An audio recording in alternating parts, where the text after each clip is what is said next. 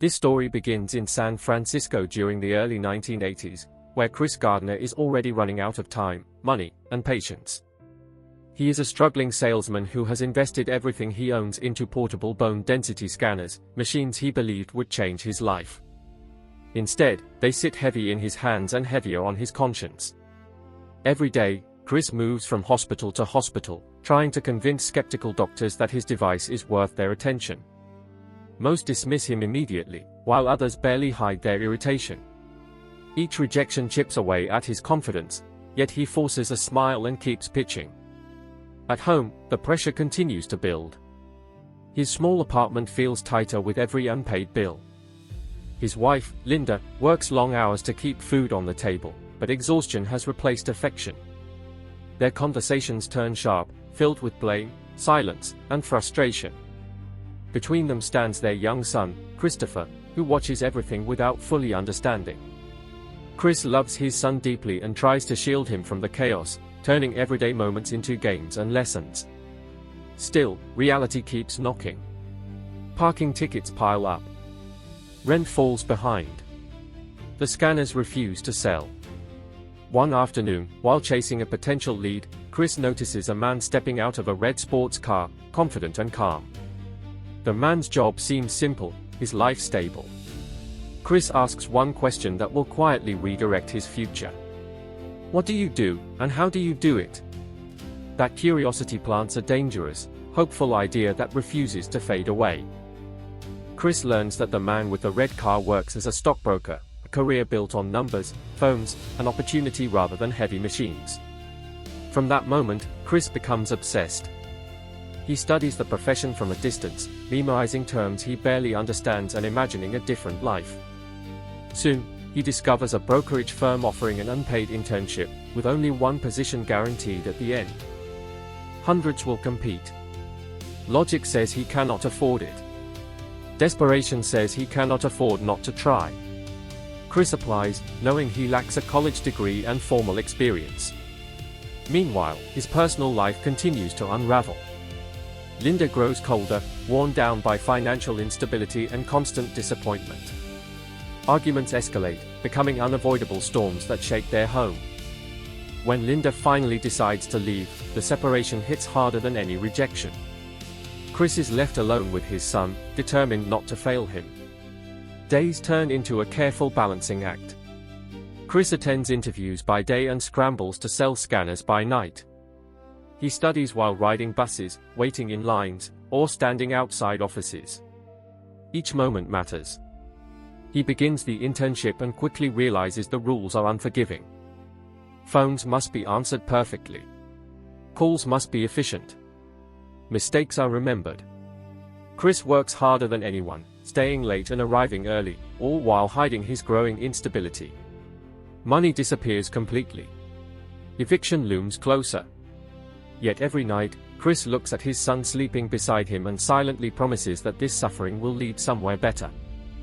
As the internship intensifies, Chris's life collapses in slow, humiliating steps. The apartment is lost, forcing him and his son into a reality he never imagined. Shelters become temporary homes, each one offering safety but stripping dignity. Chris learns strict rules, early curfews, and the quiet desperation shared by everyone inside. Still, every morning, he wakes his son with warmth, pretending their situation is just another adventure. They laugh, joke, and walk hand in hand through the city as if nothing is wrong. At work, Chris hides everything. His clothes are worn, his energy drained, yet his performance sharpens. He masters calling techniques, builds relationships, and learns to work smarter instead of longer. Small victories keep him alive. A successful call. A returned handshake. A nod of approval. At night, reality crashes back in. Some evenings, they have no shelter bed. Public restrooms become hiding places. Chris locks the door, holds his son close, and fights tears as fear fills the room. These moments break him silently, but they also harden his resolve. He refuses to let his son see defeat. The city feels cold and uncaring, yet Chris continues forward, driven by the belief that effort must eventually meet opportunity. Every step hurts. Every day feels like a test designed to make him quit. But Chris does not quit. He adapts, endures, and waits, knowing that everything depends on one decision that has not yet been made. Time becomes Chris Gardner's greatest enemy. Every minute wasted is another opportunity lost, another night without certainty. The internship grows more competitive as candidates quietly disappear, unable to survive without pay. Chris notices their absence but never comments. He focuses only on performance. He learns to shorten calls, eliminate unnecessary movements, and work through lunch. While others relax, Chris dials relentlessly, his voice calm and confident even when exhaustion burns behind his eyes. His son remains his anchor.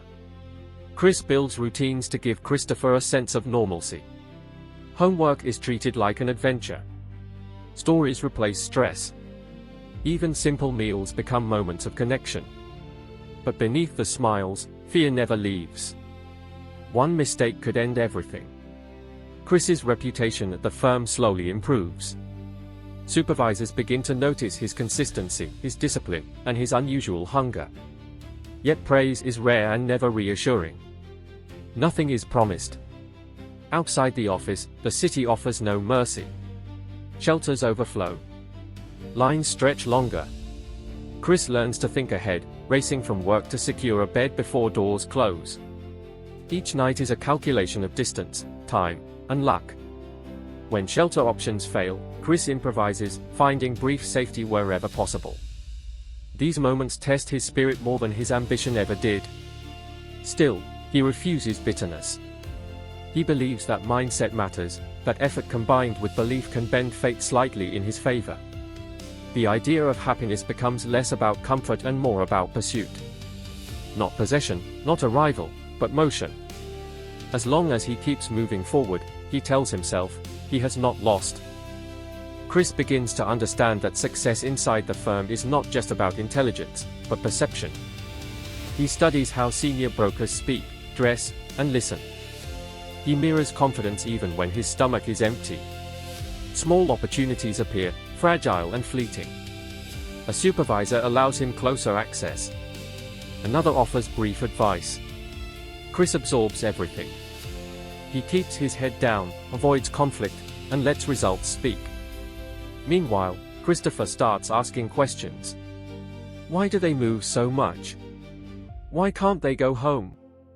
Chris answers gently, choosing hope over truth. He explains life as a game, where effort unlocks progress. These lessons are meant for both of them. The strain shows physically. Chris loses weight. Sleep becomes rare. His hands shake from stress, yet his focus sharpens. He learns to block out humiliation, turning it into fuel. At one point, a lost scanner briefly threatens his already fragile stability. Panic floods in, but recovery follows. Each setback feels catastrophic, yet survivable. The firm continues its silent evaluation. Names are watched. Numbers tracked. Chris knows he must be perfect. There is no safety net, no second chance. One night, as he studies while his son sleeps beside him, Chris reflects on how far they have fallen and how close they might be to rising. The distance between despair and possibility feels razor thin.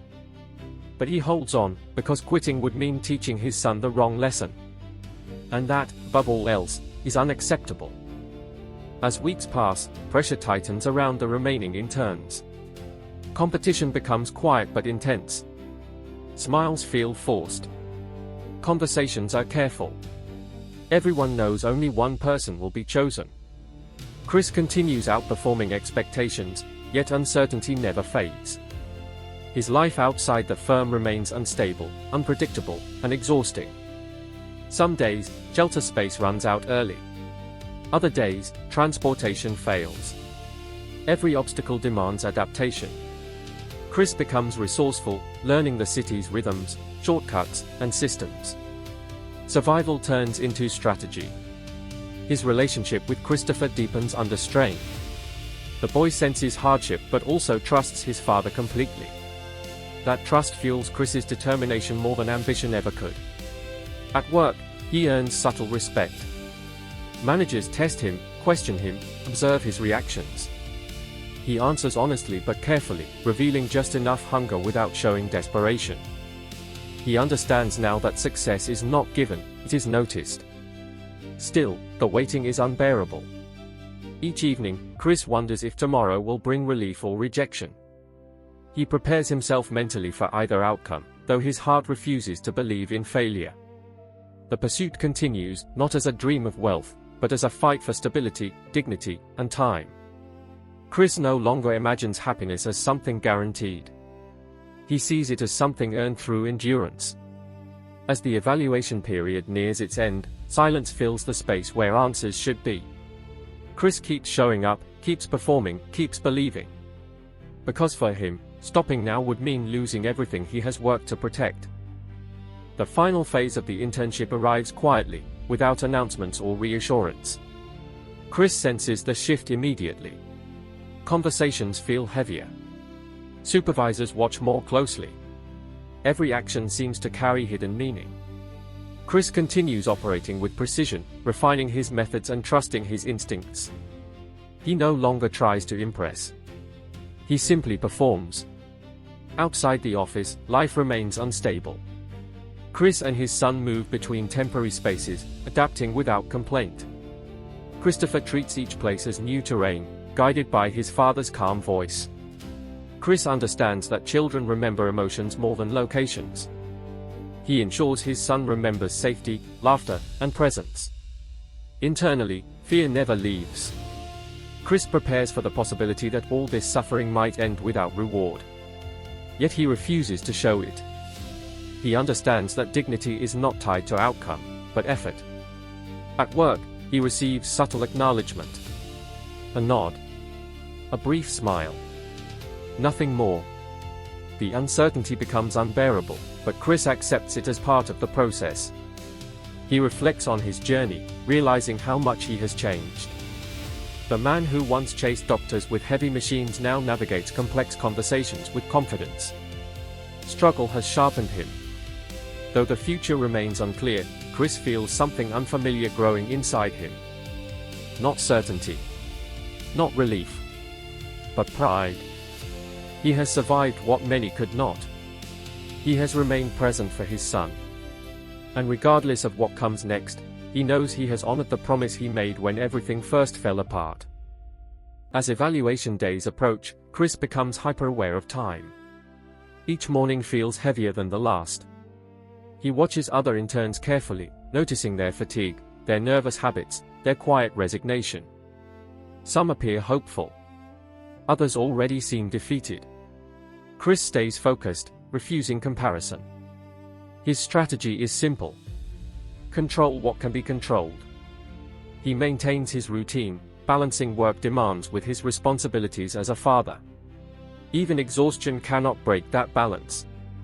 Christopher continues to thrive in small ways, finding joy in routine moments. Chris realizes that happiness has slowly redefined itself. It is no longer about wealth or status, but presence and progress. At the firm, supervisors begin having private discussions.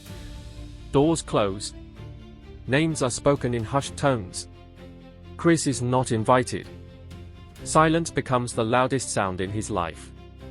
He keeps working anyway. He reminds himself that worry produces nothing. Discipline produces results. Outside, the city moves on, indifferent to his personal battle. Trains run. People rush. Opportunities pass unseen. Chris remains in motion, refusing stagnation. At night, he reflects quietly, not allowing himself to imagine outcomes. Hope feels dangerous. Yet belief persists, subtle and stubborn. He tells his son stories about persistence, about never letting someone tell you that you cannot do something. These lessons mirror his own internal dialogue. Chris understands now that the pursuit itself has value. Even if the destination remains unknown, the effort has already changed him permanently. The final days stretch endlessly. Chris senses resolution approaching, yet clarity remains just out of reach. His performance remains consistent, professional, and controlled. He avoids emotional extremes, knowing visibility matters. The firm continues observing, measuring not just numbers, but character. Chris's life outside remains fragile. Each night requires planning, adaptability, and patience. Yet despite the instability, Chris feels stronger than ever. He no longer defines himself by circumstances. He defines himself by action. Christopher remains his constant motivation.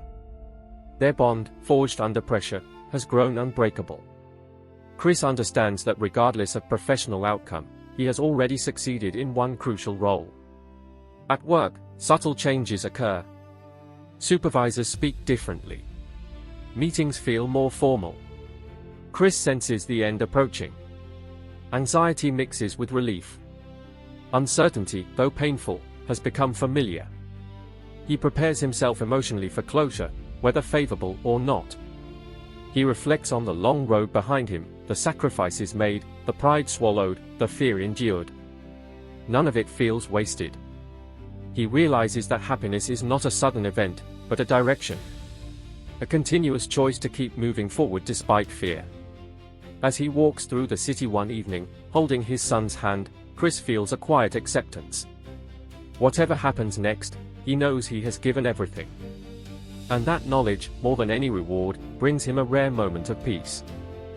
This story pauses at the edge of resolution, before outcomes are revealed and decisions finalized. Chris stands at a crossroads shaped by endurance rather than luck. He has navigated loss, rejection, and instability without surrendering his values. The journey has stripped away illusion and replaced it with resilience. Chris no longer chases happiness as a destination. He understands it as a pursuit defined by effort, integrity, and belief. His relationship with Christopher stands as proof that love can survive even the harshest conditions. Together, they have turned struggle into structure, fear into routine, and uncertainty into momentum. At the firm, the evaluation period concludes quietly. No announcements echo. No immediate answers arrive. Chris continues working until the very last moment, maintaining professionalism and composure. He does not ask questions. He waits. Outside, life continues its relentless pace. The city remains indifferent, but Chris is no longer seeking approval from the world. He knows who he is now. He has learned that opportunity often disguises itself as hardship. That belief is fragile, but powerful. As the chapter closes, Chris remains standing, prepared for whatever decision lies ahead. The pursuit does not end here. It simply pauses, carrying with it every sacrifice, every lesson, and every moment of unwavering determination. Happiness, he now understands, is not something handed to you. It is something you chase with everything you have, even when the path offers no guarantees.